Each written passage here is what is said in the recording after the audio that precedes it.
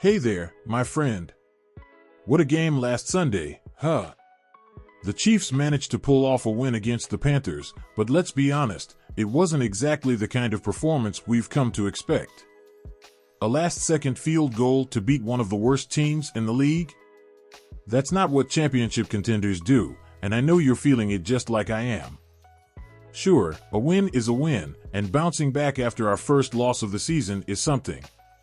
But come on, we've got Patrick Mahomes, Travis Kelce, and a squad that's supposed to be the cream of the crop in the NFL. Squeaking past the Panthers? That's not the statement we wanted to make. And let's not even get started on how Coach Andy Reid looked during the game. You probably saw that snapshot of him. He looked just as frustrated as the rest of us.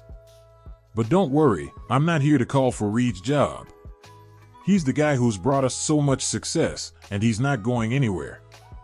Now, here's the deal. The Chiefs are still one of the top teams in the league, but even the best teams need to make adjustments. Injuries haven't helped us this season, but there are some players out there who aren't pulling their weight. That's what we're diving into today, for players who might need to take a step back or even find themselves on the chopping block. Before we move forward, let me ask you this. If you could make one change to the team right now, what would it be?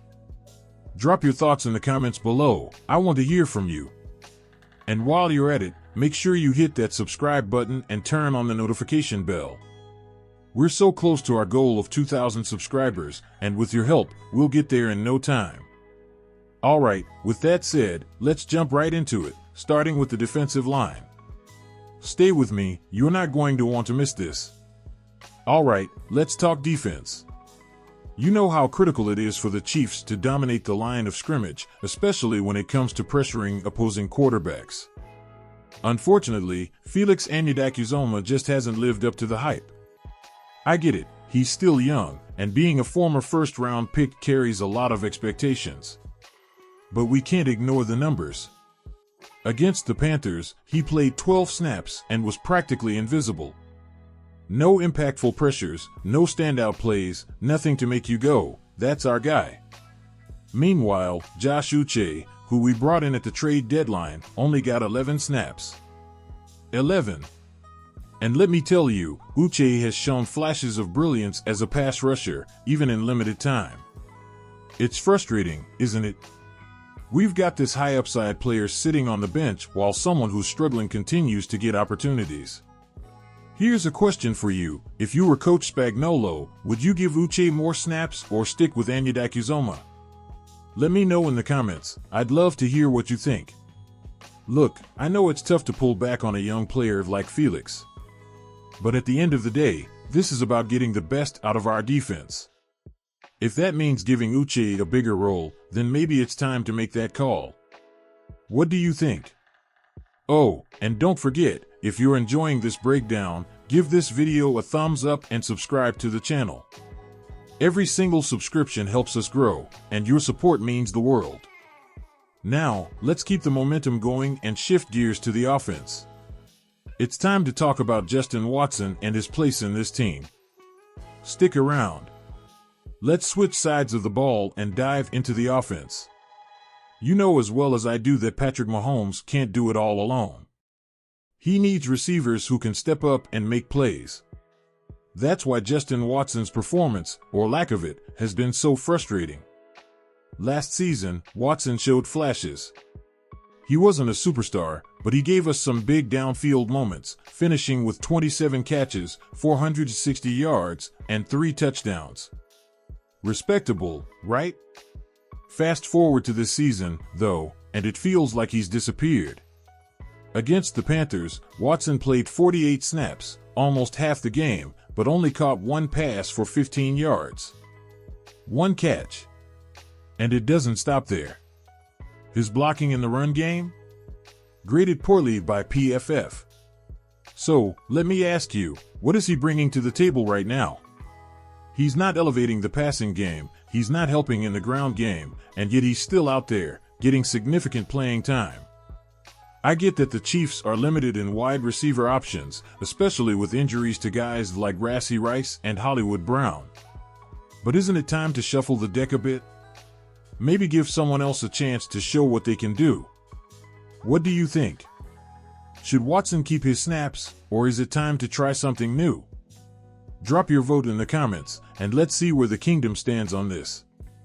By the way, if you're finding this discussion helpful, don't forget to hit that subscribe button. We're on a mission to reach 2,000 subscribers, and with your support, we'll get there faster than a Mahomes no-look pass. Alright, let's talk about the secondary, a unit that's been giving us all some serious headaches. While Trent McDuffie has been solid for most of the season, the other side of the field? Not so much. And at the center of the frustration is Nazeeh Johnson. Look, Johnson isn't the worst cornerback in the league, but he's far from reliable. Against the Panthers, we saw the same story, inconsistent coverage and a tendency to give up plays. Sure, he's a decent tackler, but let's be real, do we want our corners tackling because they've allowed catches, or do we want them locking down their assignments? The problem is, the Chiefs don't have a lot of options. Joshua Williams, next up on the depth chart, hasn't been much better. And that's why so many fans, myself included, are hoping Brett Veach makes a move, whether it's picking up a veteran like Xavier Howard or scouring the waiver wire for someone who can stabilize the secondary. So, here's my question for you. If you were in charge, would you stick with Johnson, give Williams a shot, or try to bring in outside help? Let me know in the comments, and let's hash this out. Maybe we'll even put up a poll to see where the kingdom stands. And hey, if you're liking this breakdown, don't keep it to yourself. Share the video with a fellow Chiefs fan, and don't forget to subscribe to our channel. Every subscription gets us closer to our goal of 2,000, and your support keeps us going strong. Alright, we've covered the defense and the receivers, but now it's time to get down to one of the most important positions on the field, left tackle. And, my friend, this is where we've been struggling for a while. Wanya Morris has been given opportunities, but honestly, it's been a tough ride for him. In the game against the Panthers, Morris was probably the weakest link on the offensive line. Carolina's defense generated consistent pressure on Patrick Mahomes, and a lot of that was coming from Morris' side. He's been giving up penetration on Mahomes' blind side, and when you're the guy tasked with protecting Patrick, that's simply unacceptable. But it's not just in pass protection where Morris is struggling. His run blocking has been subpar as well. He hasn't been able to create lanes for the running backs, and that's putting more pressure on our offense as a whole. It's been a frustrating situation, especially when you look at the potential that we know he has. Now, there's a glimmer of hope on the horizon. The Chiefs recently added veteran DJ Humphries, and while he's coming back from an ACL injury, he's a huge upgrade over what we've seen from Morris this season. Even if Humphries isn't playing at a Pro Bowl level right now, it's hard to be worse than Morris at this point. So, Chiefs Kingdom, what do you think? Should we keep giving Morris more chances, or is it time to let Humphries take over the left tackle spot? Drop your thoughts in the comments, and let's talk about it. This offensive line is a critical piece of our success moving forward. And hey, if you're enjoying the video so far, don't forget to hit that subscribe button. We're inching closer to 2,000 subscribers, and we need you on board to help us hit that milestone. Next up, we're wrapping things up with a final thought on how these changes could shape the Chiefs' future. Stick around,